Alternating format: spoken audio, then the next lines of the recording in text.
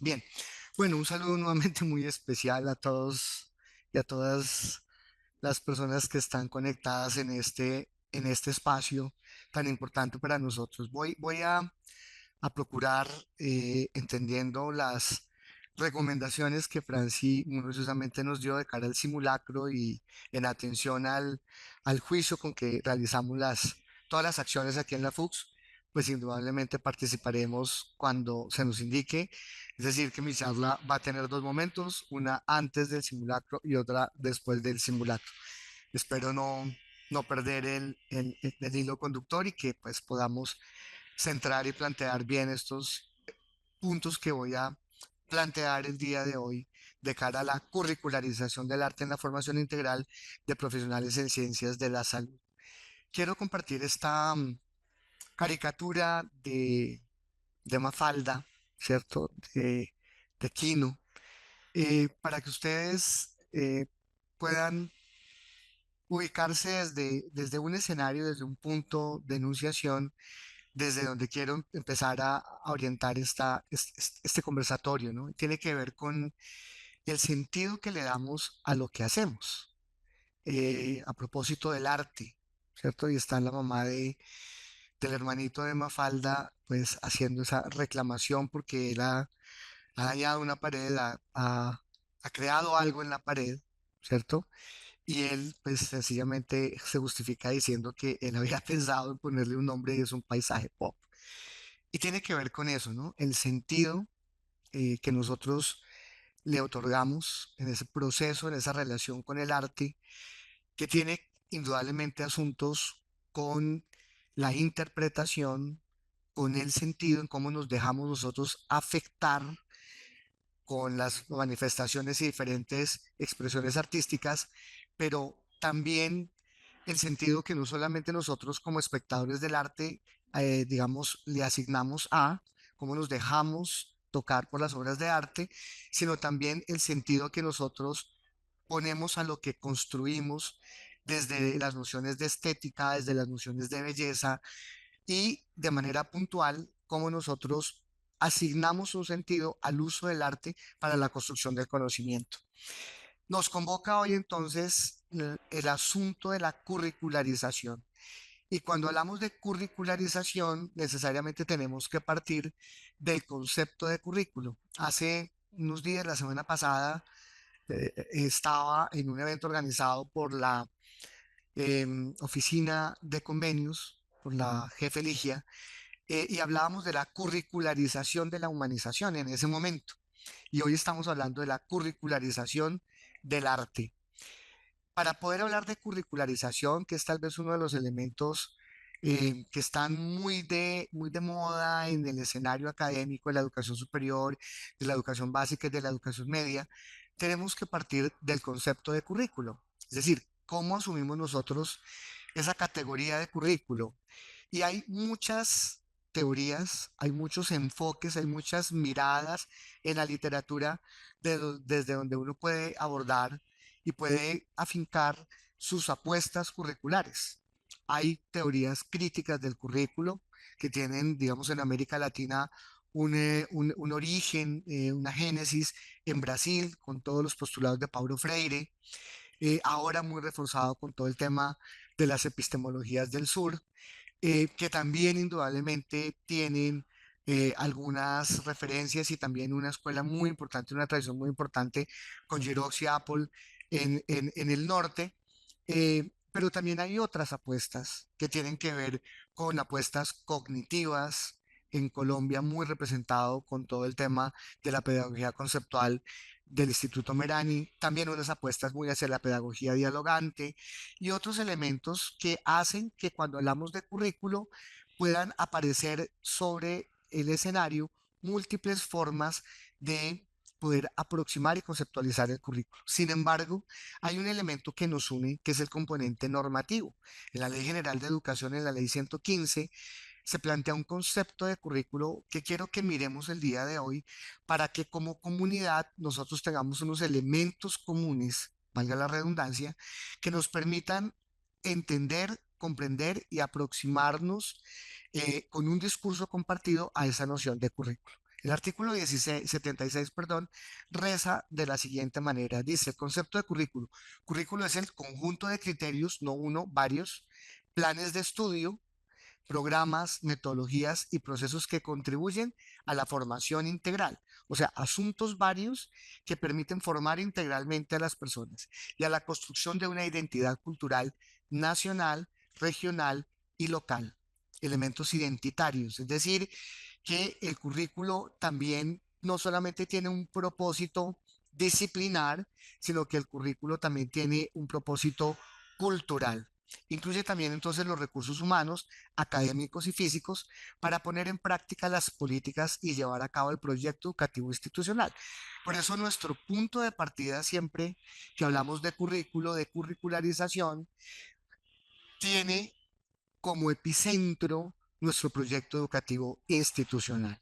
Es allí donde nosotros a nivel institucional declaramos, hacemos explícitas las intencionalidades, esas apuestas que hemos construido a lo largo de la historia como institución en lo que creemos y en lo que consideramos necesario para garantizar que los procesos académicos que desarrollamos nosotros en la institución ofrezcan y puedan llevar a la sociedad personas íntegras, profesionales excelentes, con altos rigores de excelencia académica, comprometidos con la construcción de una mejor sociedad desde las apuestas del cuidado de la salud.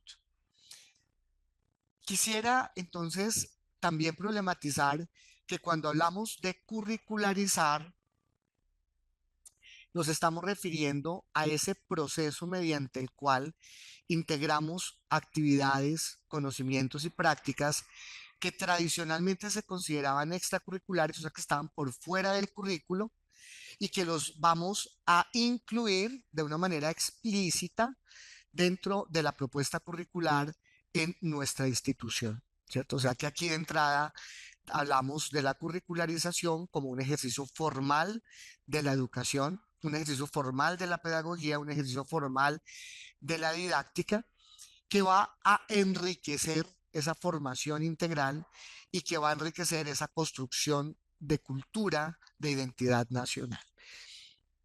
Siempre que hablamos de currículo, nos planteamos unos elementos que algo que me ha parecido maravilloso a lo largo de mi experiencia y de toda la revisión de literatura que he realizado, así como los proyectos de investigación que acompaño en los posgrados, tanto en la especialización como en la maestría, es que hay unos asuntos que están presentes en el currículo independientemente del contexto, independientemente del nivel. Y es algo que me parece supremamente hermoso y apasionante. Y es entender y comprender cómo las preguntas que se plantea la profesora, las instituciones de preescolar, las comunidades académicas de preescolar, son las mismas preguntas que se plantean las comunidades académicas de la educación básica y media, las mismas preguntas que se plantean las comunidades de pregrado, de posgrado, hasta los máximos niveles de posgrado, como son los postdoctorados. Y la manera como se resuelven esas preguntas es lo que nos permite identificar lo que en currículo se llama la gradualidad y la complejidad del currículo.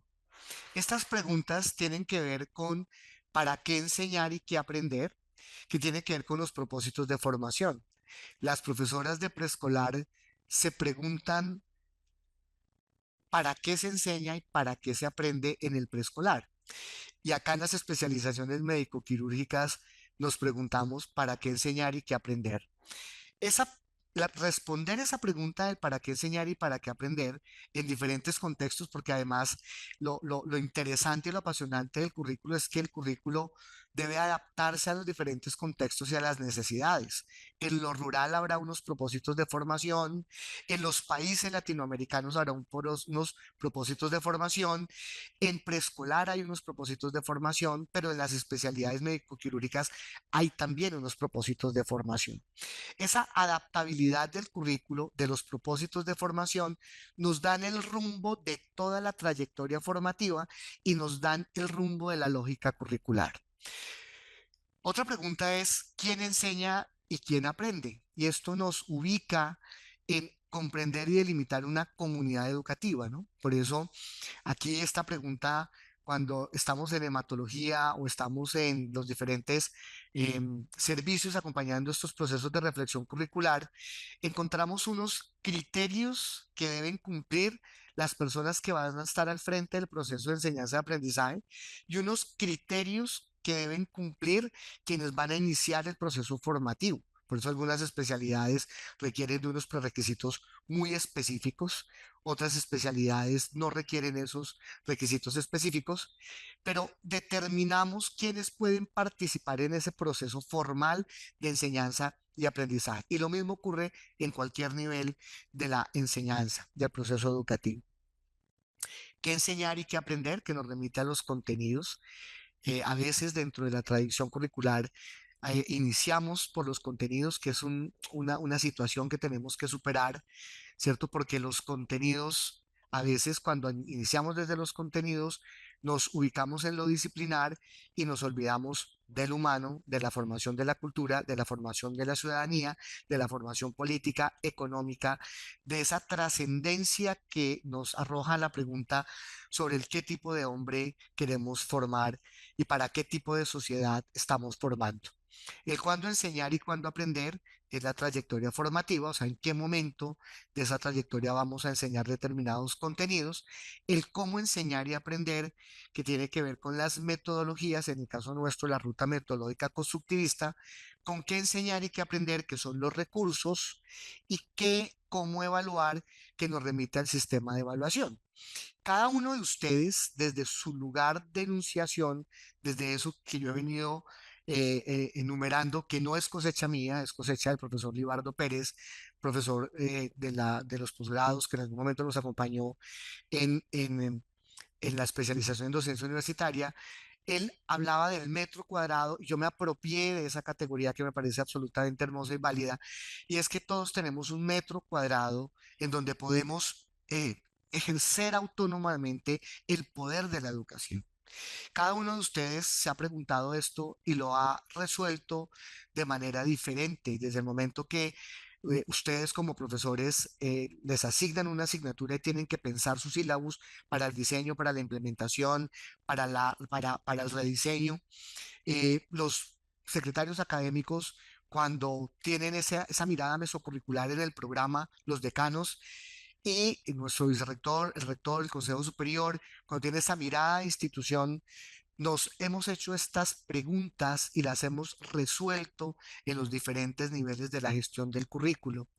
Pero estas preguntas orientan y guían nuestra práctica pedagógica. Por eso quise arrancar este ejercicio de la curricularización a partir de plantear estas preguntas y mirar cómo nosotros las estamos solucionando en cada uno de esos metros cuadrados en los cuales nosotros tenemos el poder de transformar y tenemos esa posibilidad de diseñar, de crear y de innovar. La curricularización, entonces, fíjense que llevamos una línea, un orden que tiene que ver con hablar del currículo, los elementos y las preguntas orientadoras que van, digamos, que nos permiten a nosotros desarrollar unos currículos intencionados. Y ahora vamos a hablar de la curricularización. Entonces, la curricularización, como lo mencioné, es un proceso educativo, o sea, está en el marco de la educación, que integra diferentes elementos, enfoques para diseñar y desarrollar un currículo pertinente. Recordemos que el currículo pertinente es aquel que satisface las necesidades en un contexto espacio-tiempo, coherente, congruente, pero sobre todo que sea un currículo efectivo, que realmente tenga unos resultados de aprendizaje útiles para la sociedad y útiles para poder mejorar el mundo que nos rodea. Esos elementos tienen entonces que ver con la interdisciplinariedad, o sea, cada vez que yo curricularizo algo, es decir, lo incorporo de manera oficial al currículo, estoy abogando por una formación holística, o sea, una formación integral, una formación que tenga una mirada em, globalizadora del mundo, pero también globalizadora del ser humano. Indudablemente para curricularizar tenemos que tener una participación activa, o sea, involucra a los actores, no solamente es una decisión unilateral del docente, sino que tenemos que incorporar a los diferentes actores del proceso educativo. Nos permite fortalecer la flexibilidad a partir de adaptar contenidos, en este caso el arte, metodologías, técnicas y demás, para poder permitirle al estudiante tener diferentes formas de construir el conocimiento. Indudablemente permite la contextualización y aquí me quiero, digamos, quiero subrayar lo que voy a plantear y es que la curricularización permite establecer necesidades locales, hacer evidentes necesidades locales. Recuerden que el término, la categoría local obedece a esa relación de lo global con lo local. ¿Cierto? Es poner a dialogar esos elementos que se están hablando en el mundo, pero que necesariamente, independientemente de las condiciones del mundo, tengo que traerlos a lo local, al territorio, al terruño, ¿cierto? Entonces, por ejemplo, asuntos como la igualdad de género, asuntos como la paz, asuntos como el calentamiento global, asuntos como la solución de los conflictos, eh, están presentes en la agenda mundial, ¿cierto? El acceso, la permanencia en igualdad de condiciones al género es un asunto que se está trabajando en todo el mundo, pero eso que se está trabajando en todo el mundo, así como se está trabajando la inteligencia artificial y la conectividad, ¿cómo hago para traerlo a lo rural, a los contextos escolares rurales colombianos, donde hay tantas carencias, pero que el no traerlos implicaría negar a los estudiantes y a las comunidades que están en esos contextos, quitarles la posibilidad de que conozcan y estén al tanto de lo que está pasando en el mundo. O sea, de entrada, no hablar de esos elementos en el currículo es poner en desigualdad de condiciones, es marginalizar a los estudiantes, por cuanto hay una responsabilidad muy importante y es que debemos, el currículo tiene que estar permeado por esas necesidades locales. Esto tiene unas discusiones profundísimas, políticas, económicas, sociales, ideológicas, que seguramente no las vamos a resolver acá, pero que sí es necesario empezar a mirar cómo vamos a aproximar eso global con lo local y cómo lo podemos solucionar de una manera innovadora. Y aquí estaría el otro elemento que es la innovación, incorporar nuevos métodos, técnicas, pero no solamente tiene que ver con las tecnologías de punta, sino con la manera creativa de cómo solucionamos los problemas que están en las comunidades. La sensibilización, que es esa posibilidad de fomentar emociones y la salud mental, el desarrollo integral, porque indudablemente la curricularización permite abordar diferentes dimensiones y competencias, la equidad, la diversidad de necesidades, entender que en este mundo estamos y compartimos múltiples diversidades y cómo desde la educación tenemos una responsabilidad para potenciar, no para rezagar y poder garantizar equidad en los procesos de educación y obviamente que efectivamente todo lo que hacemos al curricularizar nos puede hablar de atender esos desafíos contemporáneos que van a repercutir en la calidad educativa. Así las cosas, cuando hablamos de curricularización, estamos hablando de interdisciplinariedad, de participación, de flexibilidad, de contextualización, de sensibilización, de desarrollo integral, de calidad educativa, de equidad de inclusión y de innovación. ¿Qué es curricularizar el arte? Esa es una pregunta que creo que nos va a acompañar durante toda la mañana, ¿cierto? Durante todo el día. Y tiene que ver con integrar disciplinas artísticas como la música, la danza, la pintura, la escultura, el teatro, el cine dentro del currículo. Es un pretexto para poder construir conocimiento a partir de la integración, de la vinculación de disciplinas artísticas en la construcción del conocimiento, pero no es solamente una mirada disciplinar como un fin, sino que tiene que ver con todo lo que mencioné y que estaba expuesto en la disciplina anterior, que tiene que ver con el tipo de hombre que queremos formar. ¿cierto? Es decir, que si nosotros no le apostamos a un hombre sensible, a un hombre interdisciplinar, a un hombre creativo, a un hombre innovador, a un hombre que tenga esa visión de mundo desde la internacionalización del currículo, si no le apostamos a eso, el arte no tiene espacio y tiene cabida. El arte cabe cuando nuestra mirada de hombre se amplía y cuando nuestra mirada de formación incorpora asuntos otros y variados que permiten entender que el hombre es pluridimensional y que el hombre necesita para poder desarrollarse en el mundo y poder desarrollar el mundo, elementos variados que van a permitir tener una visión mucho más amplia y una formación mucho más integradora. Este proceso entonces busca no solo enseñar técnicas y conocimientos artísticos, porque sería una mirada reduccionista del arte, sino también utilizar el arte como una herramienta para el desarrollo integral de los estudiantes, ampliar los horizontes, romper las fronteras del conocimiento y permitir que el estudiante, por medio del arte, construya nuevos conocimientos, sea un ser humano mejor, viva mejor y pueda indudablemente aprender más y mejor. Entonces, ¿qué elementos nos van a permitir a nosotros curricularizar el arte?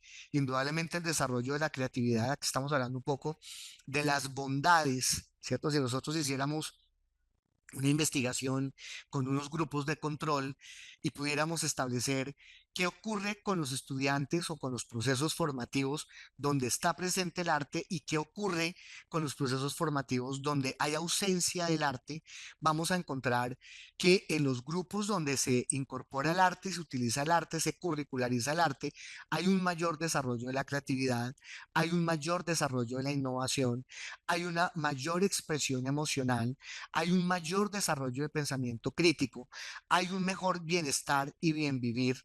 Este bien vivir lo he estado rastreando mucho en las comunidades del Amazonas que tienen unas apuestas muy interesantes por el bien vivir. Hay una mayor inclusión, diversidad y respeto y hay un mayor despliegue de los derechos del estudiante.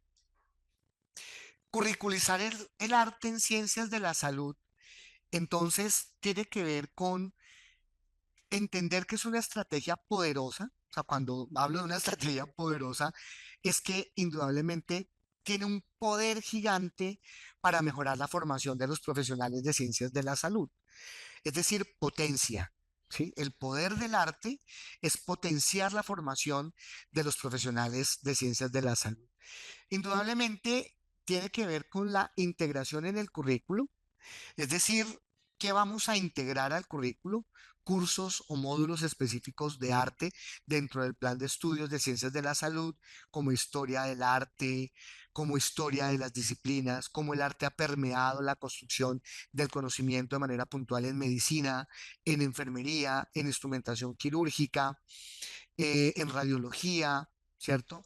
Pero también es poder usar en el arte para desarrollar habilidades clínicas. He revisado en la literatura, digamos que para poder em, realizar este conversatorio, hemos tenido que hacer una revisión de literatura muy importante, que no es una revisión, digamos, ingenua, sino que también está apalancada en procesos de investigación que estamos acompañando desde la especialización y la maestría. Y tiene que ver cómo se han encontrado que el observar una obra de arte a la minucia, el poder dejarse seducir por una obra de arte, pero también escudriñar una obra de arte, permite mejorar habilidades en los profesionales de ciencias de la salud relacionadas con la observación y el diagnóstico, ¿no? Porque se desarrollan, digamos, esas habilidades que siempre he manifestado cuando puedo hacerlo en los diferentes lugares desde donde puedo, digamos, enseñar, y es que los profesionales en ciencias de la salud tienen procesos de pensamiento mucho más desarrollados por el contexto y por las prácticas que otros profesionales que no son de ciencias de la salud. Por ejemplo, la codificación, el análisis, la relación, am, que indudablemente forman parte del día a día y que ustedes a veces no son conscientes que las tienen, pero que es lo que permite tener diagnósticos acertados. ¿cierto? El poder mirar al paciente, el poder observar al paciente, el poder tener un diagnóstico certero, indudablemente se puede afinar por medio de el uso del arte. El arte como herramienta terapéutica, también nos hemos encontrado, por ejemplo, en el programa de psiconcología, muchas prácticas que están siendo, digamos que se están objetivando de cara al tema de el arte como terapia, ¿cierto? Entonces, enseñar a los futuros profesionales de la salud cómo utilizar el arte como herramienta terapéutica en pacientes, la musicoterapia, estamos hablando de terapia también del color, la cromoterapia, terapias relacionadas con la fotografía, que tienen un impacto y que además cuando uno empieza a hacer la revisión de literatura, a veces uno piensa que hay lugares no tan explorados de cara al arte. Y uno se encuentra que indudablemente hay mucha producción académica que están documentando los efectos del arte terapia en pacientes con cáncer, en pacientes desde la psicología, bueno, en diferentes lugares que están demostrando el impacto del arte en los efectos muy positivos en pacientes. El fomento de la empatía y la comunicación, indudablemente el arte puede ser una excelente manera de desarrollar la empatía, mejorar las habilidades de comunicación, desde la dramaturgia, desde la poesía. Me ha llamado mucho la atención también cómo hay una cantidad de obras de literatura, de poemas, de novelas que están siendo utilizadas en las facultades de ciencias de la salud para abordar procesos y fenómenos de construcción. Acá hay una experiencia muy interesante, inclusive muy cercana, eh, que tiene que ver con el Instituto de Ciencias Básicas, con la doctora Lilian, que tiene en una asignatura, tiene una experiencia muy interesante y es que ella a partir del cine comercial aborda las enfermedades genéticas y los estudiantes tienen que caracterizar esa película, tienen que hacer una puesta en escena para poder explicar la patología o la enfermedad o el asunto desde la genética, pero por medio de la película. Entonces, fíjense cómo hay unos elementos súper interesantes que ayudan a la construcción de conocimiento a partir del uso del arte. Implementar estrategias que promuevan el uso del arte enriquece la educación de los profesionales de la salud y mejora su capacidad para ofrecer una atención más humana y comprensiva.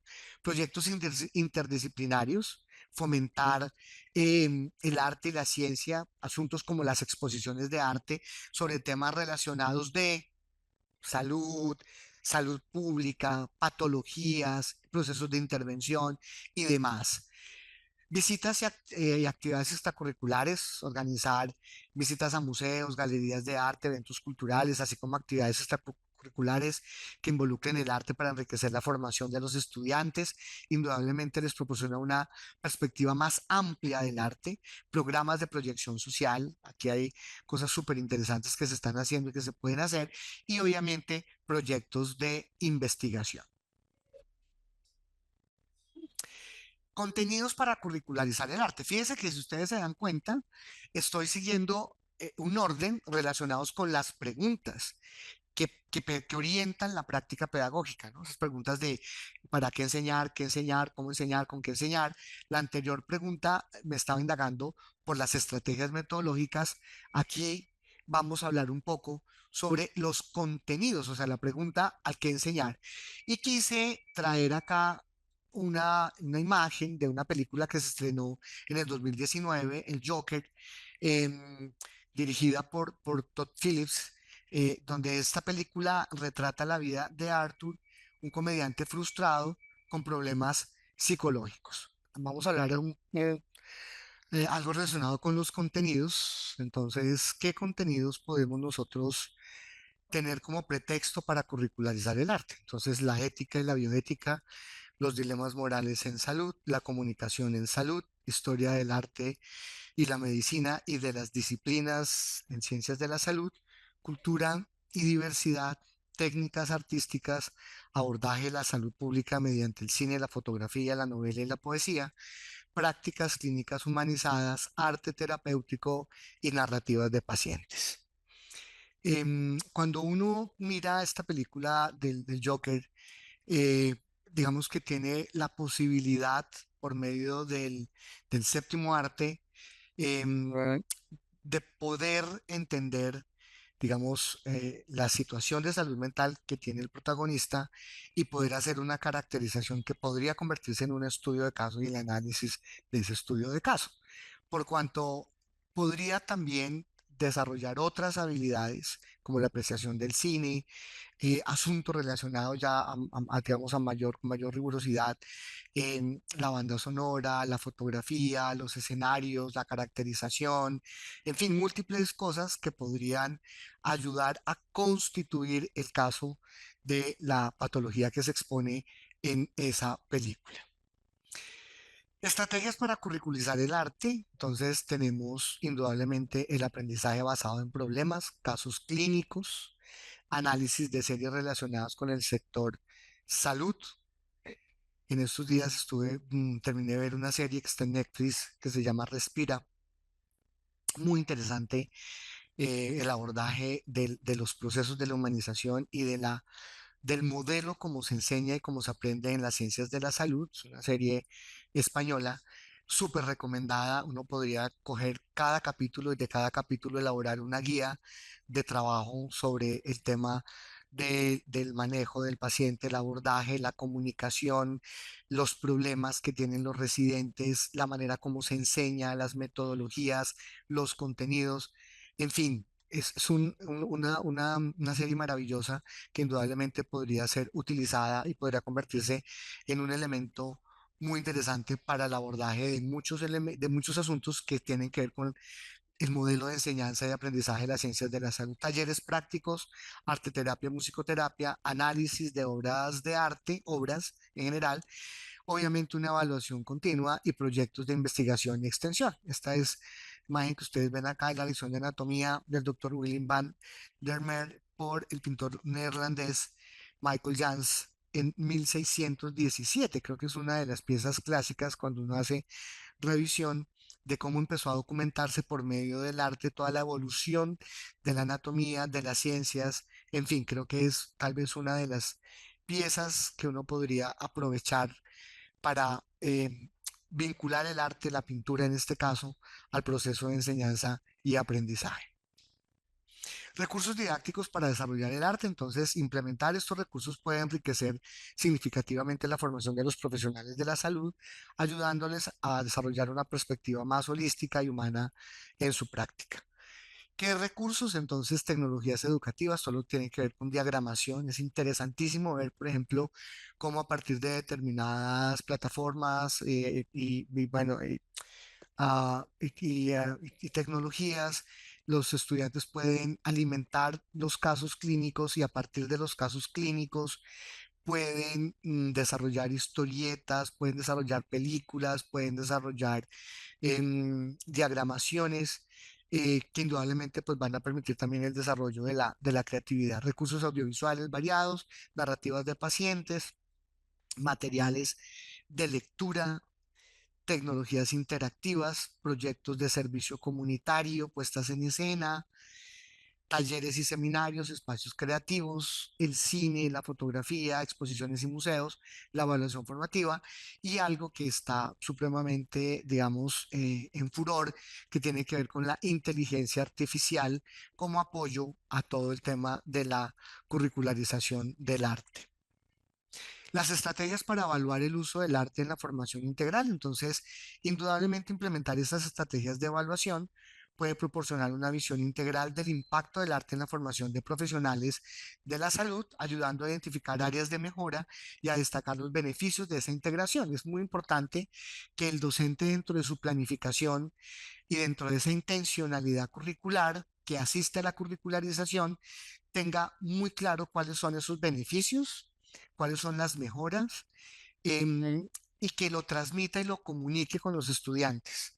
¿Cómo se evalúa entonces el uso del arte? Por medio de encuestas y cuestionarios. Evaluación 360 grados, que es la evaluación en la que participan todos los actores y es una mirada periférica de la evaluación. observación directa, entrevista de grupos focales para poder identificar sensaciones, percepciones, procesos de interpretación, hacer visible en estos grupos focales cuáles fueron estos beneficios y estos aportes que obtuvo, cuál fue la ruta de construcción del conocimiento, cómo le permitió el uso del arte construir, ¿cierto? ¿Qué pasiones le desarrolló? ¿Qué inquietudes pudo suscitar en este ejercicio? La revisión de casos clínicos, los proyectos de investigación. Me encontré esta que me parece muy interesante y es el portafolio del arte. Sé que en radiología y tecnologías están trabajando mucho este tema en una asignatura, talleres, puestas en escena. Creo que esta es una posibilidad gigantesca que los estudiantes puedan crear, innovar, poner en escena. Permite desarrollar unas habilidades, habilidades duras y habilidades blandas. Estamos acompañando también una tesis de maestría sobre el desarrollo de habilidades blandas en intervenciones no invasivas con equipos multidisciplinarios en fisioterapia. Y empezamos a mirar, a conceptualizar el tema de las habilidades blandas y entender que así como hay habilidades blandas, hay habilidades duras, que eso está documentado en la literatura y las habilidades duras hacen referencia a las habilidades disciplinares, a las habilidades de conocimiento propio de la disciplina, o sea, muy conceptuales, muy procedimentales, pero asociadas al ejercicio de la disciplina, a la aproximación conceptual metodológica instrumental de la disciplina y las habilidades blandas, por su parte, a las habilidades de la interacción, de las emociones, de la socialización, de la comunicación, del liderazgo que permiten interactuar en el contexto social. Finalmente, digamos ya para ir cerrando, quisiera nuevamente traer acá a esta caricatura de Mafalda y tiene que ver con los beneficios, o sea, cuando yo quiero curricularizar algo, en este caso el arte, ¿cierto? Que insisto, la curricularización no es esa mirada instrumental de qué le meto al currículo, sino que obedece a esas necesidades de currículo y a esas preguntas con las que comencé. Tengo que tener claro y forma parte de la intencionalidad curricular eso que voy a curricularizar, o sea, eso que voy a incluir al currículo, qué beneficios va a tener para el estudiante. ¿Cierto? O sea, el estudiante cómo va a poder capitalizar eso que yo estoy curricularizando, ¿sí?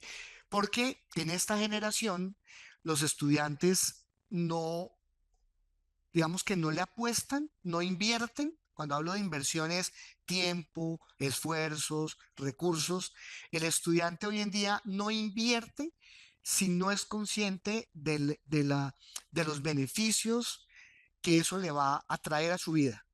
¿Sí? Por eso hoy hay unas generaciones mucho más conscientes con el medio ambiente, con la actividad física, con la comida, con el calentamiento global, con la inclusión, con género, porque son conscientes y están convencidos, cosa que no tenemos, digamos, mi generación y generaciones anteriores, de los beneficios que tiene para la vida y para el mundo. Hay una mirada mucho más planetaria. Nosotros somos, em, y lo digo con la mejor intención, mi generación y las generaciones anteriores somos más parroquiales. ¿Cierto?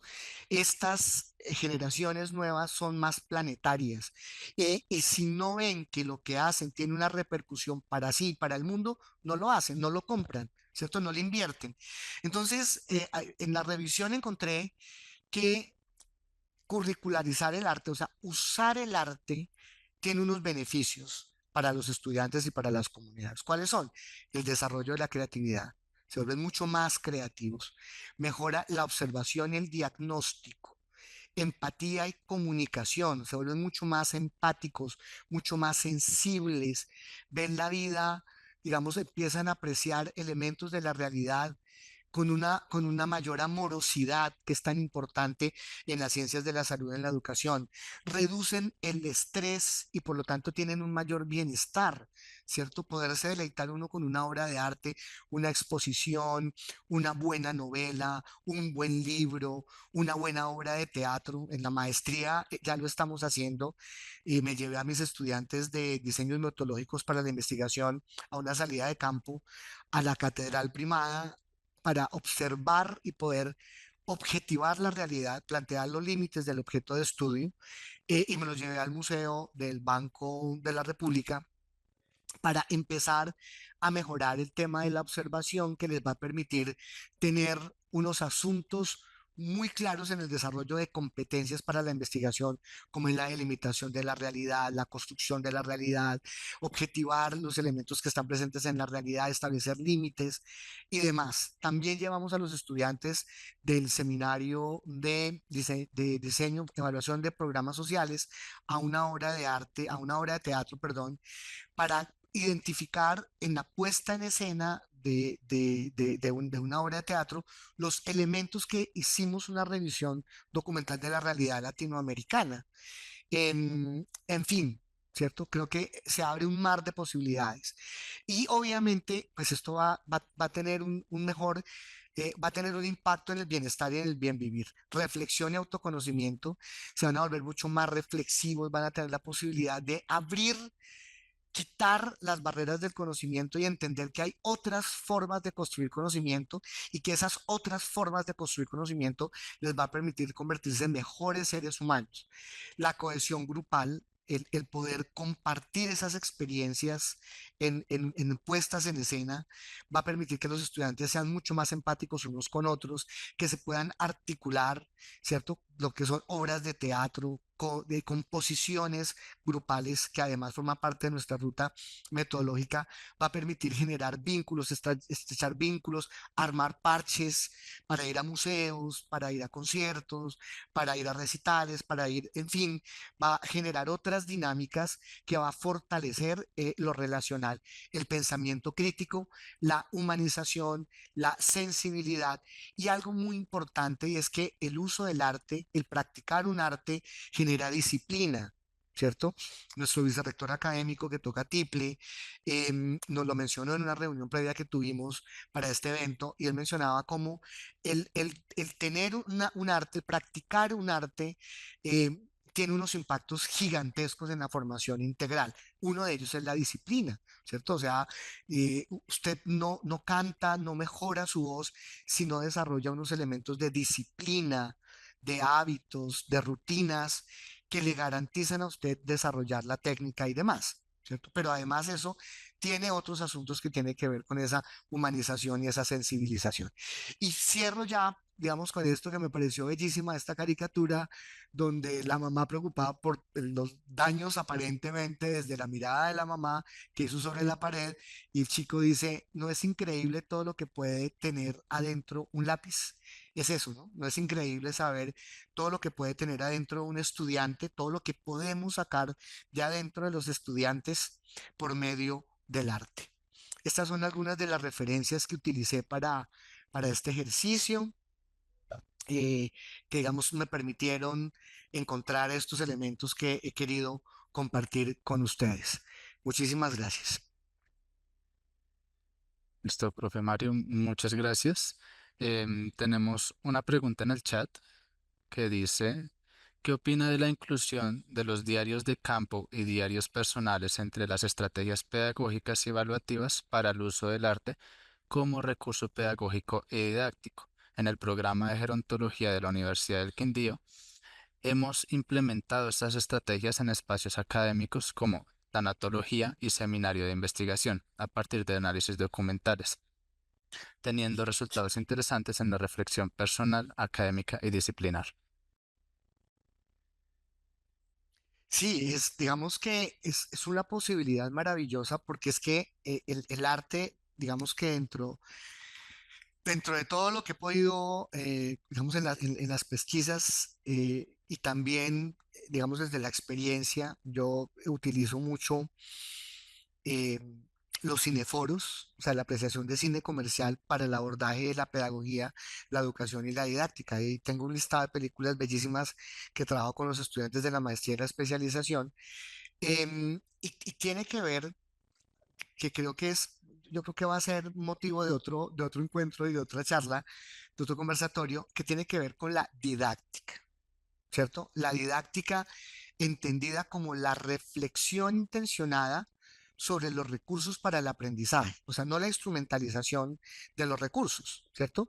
Pero cuando hablamos de diarios de campo y diarios personales, claramente establecidos como estrategia, pedagógica y evaluativa, el diario de campo tiene que tener una intencionalidad, o sea, cuál es el uso pedagógico y didáctico que el profesor le asigna al diario de campo y a los diarios personales, que indudablemente el diario personal, el diario de campo entendido como el documento de registro de las sensaciones, de las percepciones, de cómo se siente, ¿cierto? De cómo interviene lo subjetivo en el proceso formativo, cómo interviene lo subjetivo en lo objetivo. Eso es un tema muy interesante, ¿no? Porque a veces, y desde las apuestas de ciencias de la salud, hay una preponderancia del positivismo, ¿no? Donde la manera y la vía de construir el conocimiento está en la evidencia, ¿no? En la objetividad, en la racionalidad. Y resulta que los seres humanos somos subjetividad, somos piel, somos pasión, somos sentimientos. Entonces es súper importante y aprovecho también para decir esa serie que mencioné que se llama Respira, la importancia de estos diarios, del diario personal y el diario de campo en la construcción del profesional, ¿cierto? Porque los sentimientos, los temores, las angustias, los miedos, las frustraciones forman parte, digamos, de ese equipaje que a veces pesa mucho y es el equipaje con el que nosotros llevamos y llegamos y le vamos metiendo más cosas dentro de nuestra formación. Entonces son cosas supremamente válidas y supremamente maravillosas que hay que empezar a incluir, ¿cierto? Con un uso ético, ¿sí? No utilizar esos diarios personales para estigmatizar, para, digamos, convertirlos en elementos digamos, de sanción o de toma de decisiones, ¿cierto? Sino por el contrario, para acompañar y para validar sensaciones. Entonces, indudablemente son súper buenos.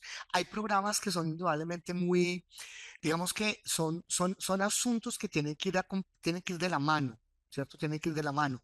Y es cuando yo estoy formando un gerontólogo, em, allí hay unas apuestas muy interesantes que tienen que ver con la compasión, que tienen que ver con la amorosidad, que tienen que ver con la comunicación, ¿cierto? Y necesariamente tienen que pasar por el residente. ¿Sí? O sea, no solamente convertir la gerontología en objeto de estudio, o sea, el residente afuera de, sino que tiene que formar parte de esa relación de sujeto. ¿Sí? O sea, la gerontología como disciplina no existiría sin sujetos. O sea, el sujeto anciano, pero también el sujeto que atiende y acompaña al anciano, ¿sí? Al adulto mayor. No sé si em, fui utilicé una categoría desobligante, pero indudablemente lo que quiero plantear es que esa relación es fundamental, ¿cierto? Si el gerontólogo no es amoroso, no desarrolla la amorosidad por el adulto mayor, la sensibilidad por el adulto mayor, la pasión por el adulto mayor, no va a lograr impactar en el adulto mayor y en su familia, ¿cierto? Entonces creo que es de vital importancia y muchas gracias. Es una pregunta muy interesante que se centra en el campo de la didáctica, en el uso y la intencionalidad.